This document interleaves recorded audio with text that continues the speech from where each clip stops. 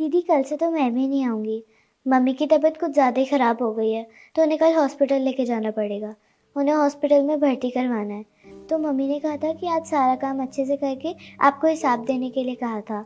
उनका इलाज करवाना है तो उसलिए पैसे चाहिए। तो नहीं आओगी तुम कल से? हाँ दीदी, मम्मी की तबीयत कुछ ज़्यादा ही सीरियस होती जा रही है। पर बेटा मैं तुम्हारी मम्मी का हिसाब तो कर देती। मुझे तो पता ही नहीं है कि कितना हिसाब करना है उनका। दीदी आप उसकी टेंशन मत लीजिए, मुझे सारा हिसाब याद है। हाँ, तुम्हें सारा हिसाब पता है? पता भी है कितना हिसाब करना है तुम्हारी मम्मी का? पिछले 3 महीने का पेंडिंग है। हाँ दीदी, मम्मी ने जब जब छुट्टी की थी उसके कितने पैसे कटने हैं सब कुछ पता है मुझे। अच्छा। हाँ दीदी, 3,000 इस महीने का, 872 पिछले महीने का, और उससे पिछले महीने का 1982 देने हैं आपको मम्मी को। तो टोटल मिला के हो गए 13,054 रुपये। घर से पूरा कैलकुलेट करके आई हो? हाँ, नहीं नहीं दीदी, मैंने अभी यहीं पर कैलकुलेट किया है। यहाँ पे कैलकुलेट किया है?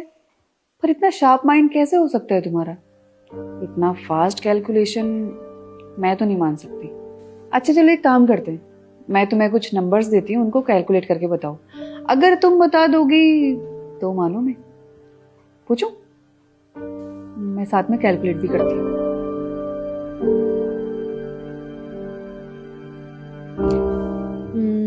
तुम मुझे बताओ 820, 520 और 222 कितना हुआ? 1562। करेक्ट।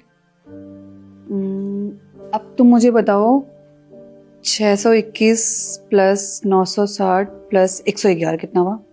1692। Very good. अब तुम मुझे बताओ 1622, 1309 और 1110 कितना हुआ? 4,041 रुपये।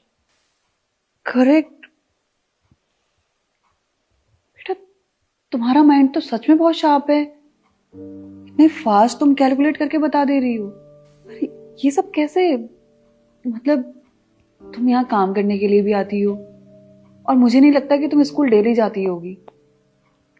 तुम्हारे पास पढ़ाई करने के लिए भी टाइम नहीं होता होगा। तो कैसे करती हो ये सब? दीदी, लोग हमें ऐसे ही देखते हैं जैसे वो देखना चाहते हैं। वो लोग ये नहीं सोचते कि अगर इंसान चाहे तो वो कुछ भी कर सकता है। वैसे ही मैंने किया।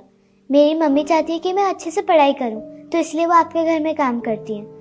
पर मुझे देख के अच्छा नहीं लगता। मैं चाहती हूँ कि वो भी घर पर बैठकर आराम करें।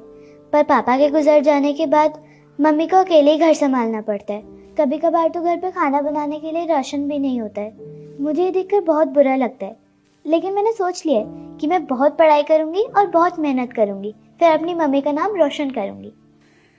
Very good. एक मिनट, हाँ मैं अभी आई।